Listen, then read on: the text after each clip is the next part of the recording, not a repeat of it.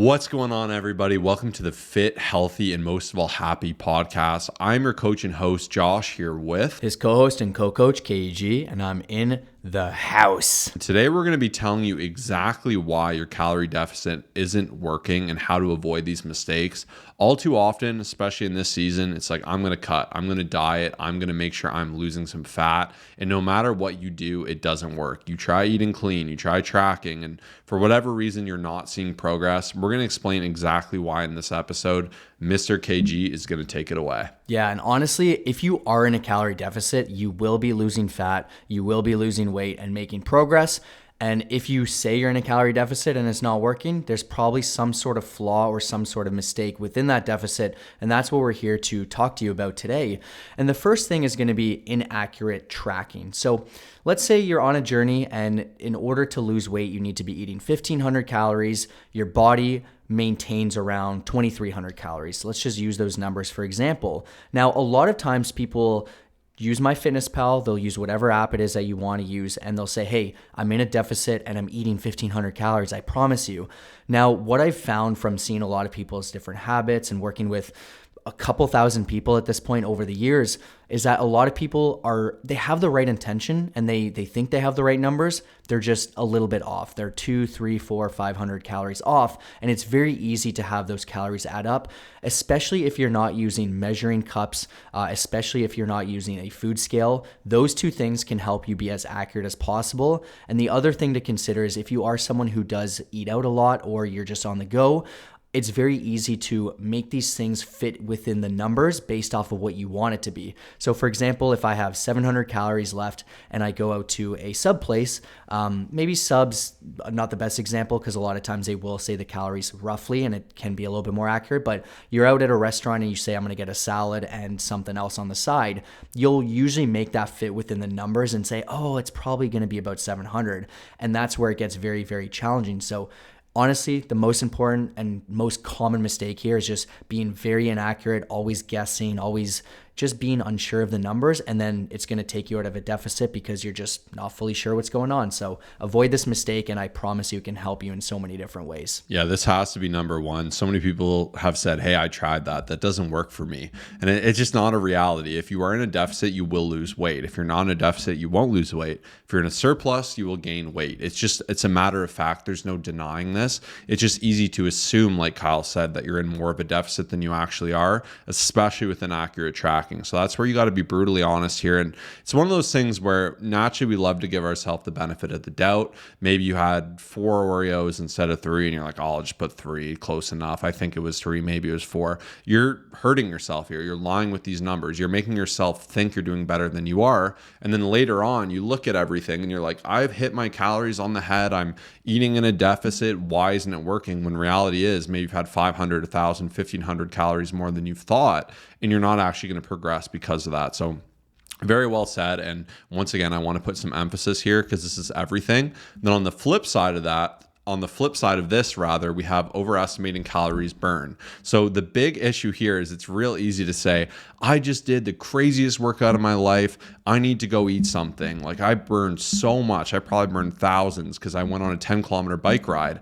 And it's like, that's awesome. Maybe you've never done that before, but you're not going to need a whole like pizza to fuel yourself for this. And it's very easy too, when you're tracking, to try to start saying, oh, can I eat back the calories I burn? And it gets really messy. And my general rule of thumb is just to avoid this. Do the activity you do. If you do anything exotic where maybe one day you go on an 8-kilometer hike or something past what you normally do, eat the normal amount of food you will eat. See if you're satiated. If you're not, I would perhaps put in a tracker, calculate what it says, and maybe eat back a fourth of it. See if you're full. If you're full, leave it there. But it's an extreme example because you shouldn't be doing this every day. And some people will take this to such great lengths where they'll say, oh, I did 2 hours of rock climbing and it says I burned 1,500 calories. Like even for me, it'll say crazy numbers like that. But most oftentimes you don't need any extra fuel as a result of it. And you're just going to end up eating just enough to keep you out of that deficit and to hurt yourself. Whereas if you're doing that and you're super hungry and you've had your calories, perhaps you can eat a little bit more. And I like that rule of kind of eating like a quarterback. But once again, I find there isn't too much of a need to do this. I never do this myself for reference, and I'm a very active person. But the one exception I think would be if you're like really into super long distance running or training for a triathlon or something like that. That would be like the one metric, or an extreme athlete who's doing like 3 or 4 time workouts a day. For most people, we're just not doing that level of activity. So I would avoid this. I would really just fixate on a set amount of calories. Some people will play the game of eating more when they do leg days, this and that.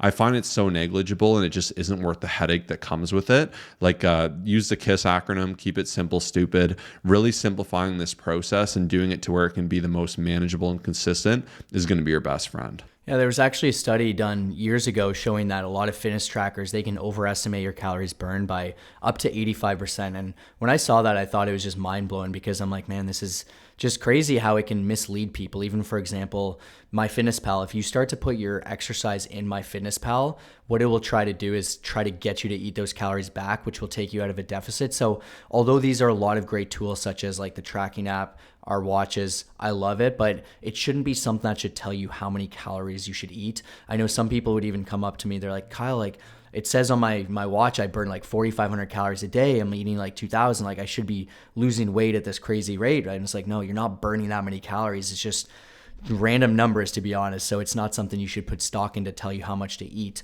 And number 3 is going to be a bit of a different tip, but this is something that will help your deficit, and it's actually having a coach. So there's so many things people don't think about within the journey, and they're just blindly hoping it's going to work. They're just trying this calorie deficit. They're actually not even sure if the numbers are accurate. So that's another thing, is like, some people will think they're in a deficit, but the calculations haven't been done properly enough to actually see if they are. And a lot of times when people go about it by themselves, they'll maybe just tell themselves the wrong thing. For example, you may hear like, oh, I should never be below this amount of calories, or whatever the case is. And so they'll always be operating at a point where they're just not in a deficit because of what their friend said, because of what their doctor said, because of random things they saw online. And the truth is that you will see way better success having someone by your side who's going to say, hey, here's your calories for today, or for this week. Here's how I'm going to change it. And then week by week, we actually make changes and adjustments based off of how your body's adapting,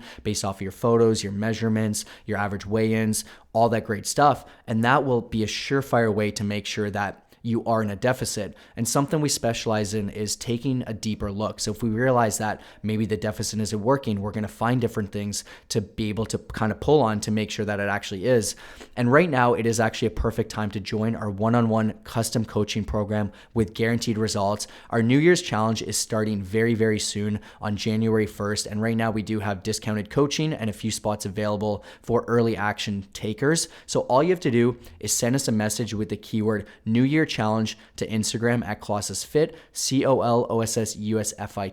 If you're looking to build muscle, lose fat, and just get the guaranteed results that you're looking for in 2025, look no further. We will take care of you. Awesome. And my next biggest tip as to why your calorie deficit isn't working is cheat meals. So I know the thought of being like, oh, I don't like being totally locked in all the time. When do I get flexibility? When can I live my life? So when you're in a big deficit, you're losing fat. I like to see it very much as like paying for the sins of yesterday. Perhaps you're overweight, or you're not where you want to be. You've been eating in a surplus for a while and you haven't addressed it. It's going to take some time. It's going to take some dedication to counteract that time you spent overeating and taking less care. It's not fun, but it's something that you kind of need to get done. And you'll really slow this process by doing a lot of cheat meals or just blowing it out of the water on the weekends. It's not to say you can't have any freedom, but if you're eating in a reasonable deficit, you should still be satiated. You should still be able to eat your favorite foods. And this is a tenet of our coaching program. All of our clients are able to lose fat and build muscle while still eating all their favorite foods with no food restrictions, being able to eat what they want when they want. There's just a price that can come alongside of it. If I eat a lot of junk, it's going to take up a lot of my calories very quickly, and it's going to be less satiating. It's not to say I can't do it. Now, to the exceptions, I love the example of, this never happened, but a friend says, hey, I got a private chef. They're coming over to my house tonight. They're cooking this super special meal. There's a chef for the celebrities, and I want you to come enjoy with me. And you're like, I've already had my calories. Should you go over? Is it going to kill you if you do? Absolutely not. You can eat the food. You can eat it within balance. You can go over your calories really whenever you want. It's just that you can't be delusional in the sense that you expect it to not count. I think it's really tough when people are tracking, they'll say, I earn this one day to just let go and that it should be without consequence. But I love the money example. Like if you're a really diligent saver, that's phenomenal. But if you go out one day and like Kyle just buys like a Porsche, a new house, and a bunch of random stuff, it doesn't matter how great of a saver he is. Like he's killed so much of that progress, and it's going to be very hard to come out of that hole. Like it's just a reality of the metric. If he says I'm a really diligent saver and I want to get something within reason that kind of works, it's going to be a lot more appropriate. It's still going to hurt his goals. He could have been better, but that's a fine context to have. I just know all too often people will do this. They'll say it's just one day I let loose. All week they'll be in that deficit. They'll eat back basically that deficit, and then in the next week they'll be really upset and say I was perfect. Why didn't it work? And once again, that's us giving ourselves that tendency to give ourselves the benefit of the doubt, to try to feel like we've done more than we can. But this will make you that person who thinks, oh, deficits don't work for me. This is the problem. This isn't why I'm progressing. So that's where like I really encourage clients to work within their calories. I'm able to do this regularly with phenomenal events, different dinners, pre-logging, utilizing tools we've mentioned on this podcast many a time.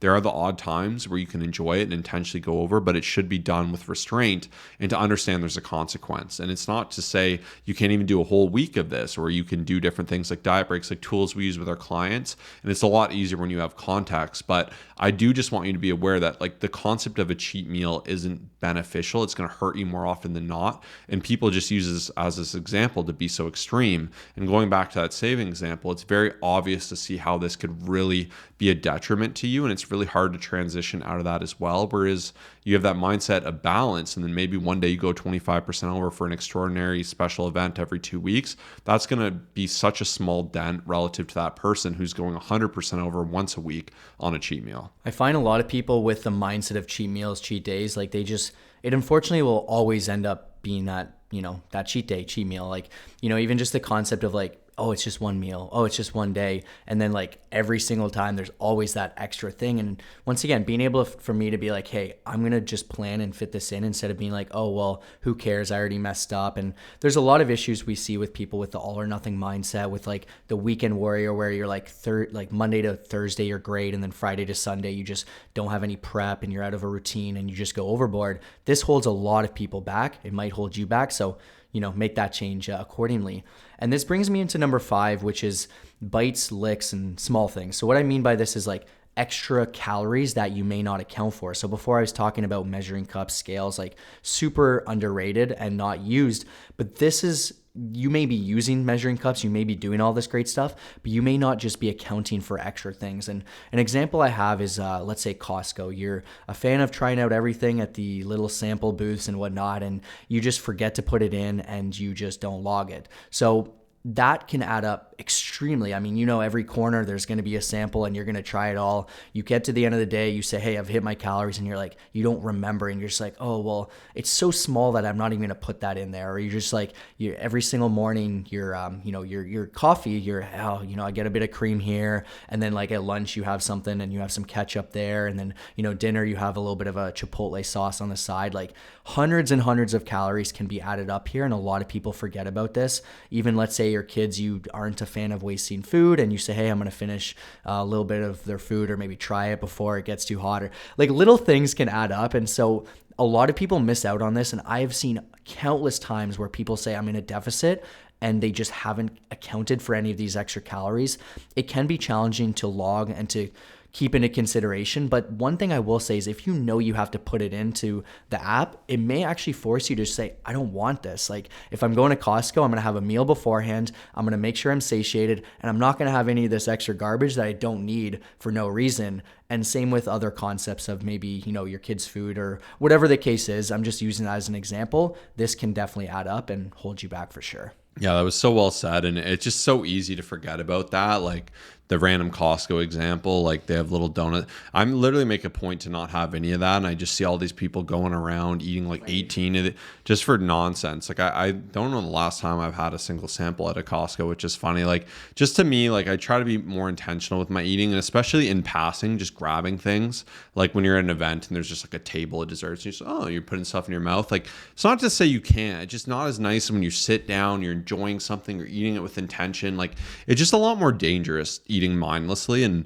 I guess that could be a little bonus tip. So that was incredibly well said. And last but not least is just not actually keeping track of progress. It's really easy to say, oh, I think I'm losing weight, I think I feel better, and not actually be progressing at all, or not be progressing as much as you could be. I see this all too often. It's super easy to lose 5 pounds. Like it really isn't hard. You clean up a few things, you be a little diligent for like a week or two. It's not rocket science. It gets a lot harder to see big change and to actually get lean, lose 20 pounds, add new muscle, create lasting change that will actually stick. And the best way to do this is be honest with your progress. So for myself, I track my FitnessPal every single day, and then I'll track it into my spreadsheet so I can once again review that data and double confirm it, because data can actually be wrong on my FitnessPal. We won't get too into that, but carbs, proteins, and fats all have inherent values with the amount of calories they are, and sometimes my FitnessPal can mess up that data because it's pure logged, and that's why I have that extra form of accountability. And by actually being able to see the week itemized out, I could say I crush it this week,